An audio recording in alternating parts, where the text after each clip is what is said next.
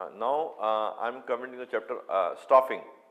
Staffing means keeping the people in the organization. People in the organization are very important component of the organization. What is staffing? There is an applicant who is in need of job. He want to fulfill his needs, and there is an organization in which there is a vacancy. What is staffing? Employing the unemployed person in an organization, and the process of selection and interview and final selection is called as staffing. It has three components. You can remember like RST. R for recruitment. For recruitment means identification and attraction. And second step is selection. Selection means assessment, evaluation and final match. And third step is training. Training means acquaintance and skill development. These are the three steps of the three component of staffing: recruitment, selection and training. Now I am coming to characteristics of staffing. To remember it, I have made a code which you can see. At all levels, human beings have social responsibility as a separate managerial function. If you remember this line only, so you can remember the characteristics of staffing. I have written at all levels. All level means, again, staffing is required at all the levels. Second is human beings. Staffing is related to human beings. Third word is social responsibility. It means staffing is related to social responsibility. Fourth is separate managerial function. It is a separate function of management. So these are the 4 points you can remember by remembering only one level, one line. At all levels, human beings have social responsibility as a separate managerial function. Now I am coming to importance of staffing. It is, again I have written 2 lines on the top: helpful in obtaining competent personnel by optimal utilization for continuous growth of the firm, while taking job satisfaction of the employees to perform better. On the basis of that very paragraph, the point I have written red color, green color, blue color and purple color, you can all write on the below. First point, helpful in staffing importance is: first, helpful in obtaining competent personnel. Second, helpful in optimal utilization of resources. Third is helpful in continuous survival and growth of the firm. Fourth, helpful in improving job satisfaction of employees. Fifth is helpful in better performance. This is how you can remember importance of staffing. Now I am coming to the steps in staffing. What are the 5 steps? So you can remember a word, persons. Person may P stand for planning, leave E, R stand for recruitment, S for selection, then O for orientation and placement, and then leave N, S stand for skill development and training. What is planning? It is written on the page memory code persons. So 5 points are taken from persons, excluding E and N, all the points are in the word. Because why I have used the person word? Because staffing is selection of persons. It is very easy to remember staffing process. First process is planning. Planning means it means estimating the number of people required for a job, each job, what type of qualification are required. That is called as planning. How much skill is required, type of people are required, and what how much they were suitable. First point. Second process is called as recruitment. Recruitment means searching for the right candidates by 2 methods are there. One is internal, one is external. Internal means if you need a manager and supervisor is good, he has already trained, you can make him manager by transfer or by promotion. You promote him or transfer to other place if you have multiple branches. That is internal method, or by recommendation. External method is called as, in which what we do, we go for the direct recruitment to the campus, or we give casual calling, or we send mails, or we do advertisement in the papers or phone, employee exchange programs, yeah, placement agencies or campus recruitment. These are the R method used in external recruitment. Then there is selection process. Selection have different steps. Some people follow 3 steps, some 2 or some 5. Normal steps are: first is getting application and screening of the application.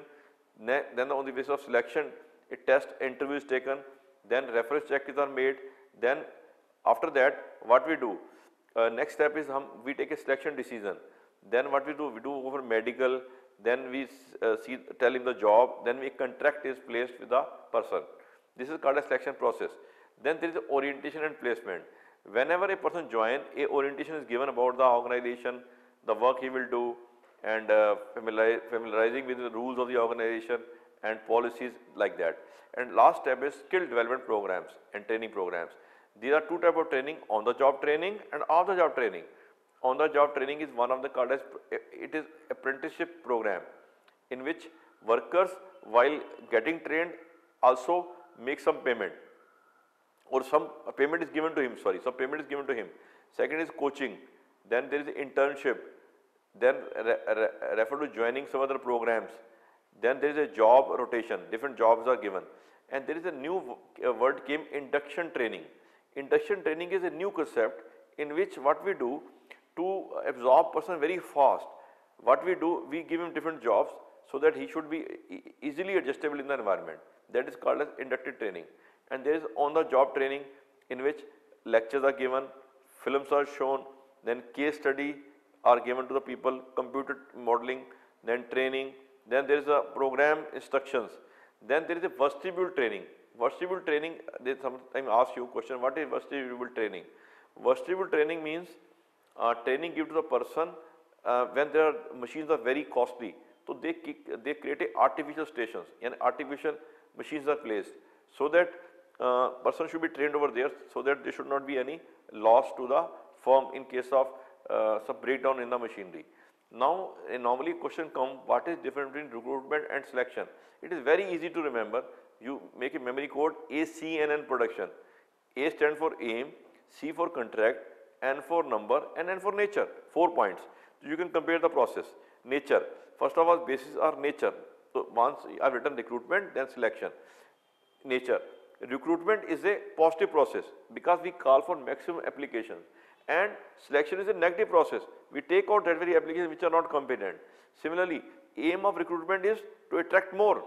Selection means only select suitable persons. And contract of service. In recruitment there is no contract because only applications are called. In case of selection there is a contract is to be take place. In number, in recruitment there is no restriction in numbers. In selection only limited person can be taken which are required by the company. Now I am coming to the next point, comparison between internal and external recruitment. So when we normally these questions are coming in the examination, it is very easy, only you have to understand. To remember memory code I made nature. N for nature of the internal source, T for time, recruitment means R for recruitment, I have wrote nature. N for nature, T for time, R for recruitment, E for economy, and E for effect. So 5 points comparison is to be required. Nature of process. Internal sources, it is a quick process because it is very easy to promote a person or to transfer. And external process, lengthy process. Interview, you ask for applications, selection of the application, then calling the interview, job contract, medical, etc. So economical. Internal sources is very cheaper. Definitely external sources is very costly. Interview is to be taken, assignment is to be given like that. And internal sources effect on demand. When we do for internal promotions, people remain motivated, we can get a chance. But when you take, when in external sources you take person outside the group and make him on the top, there is people get dissatisfied. Then again, quality of recruitment. Internal sources choice is limited. In case of external sources, choice is wide. You can have more choice. And when we say internal sources, time involved is very less because we have to promote a person. But in case of external sources, time is required because new person is absorbed and training is to be given. Now I am coming to the next point, that is difference between training and development. Again, you see I have made a memory code, nature, purpose and scope of the job. Nature, purpose and scope of the job. So these are the points in which basis of which you can differentiate them. Meaning, training meaning is increasing both knowledge and skill. But in case of development, it is a learning process. Second is purpose of the training and purpose of development. Development means developing special skill. Training is given to develop special skills in the people. And in case of development, totally personality is developed. In case of training is always job oriented. Training is given for specific jobs. Example, in a restaurant, cooking is to be taught to the person. Similarly, in case of development, it is career oriented. Slowly person start learning. And scope in training scope is limited. In case of development, scope is wide. Similarly, in nature, training is related only to specific work, but in case of development, related to persons. So, again, importance or need of training to organization and employee, it is quite easy. You can see I have made the chart, easily you can understand it by reading it only. It is so simple.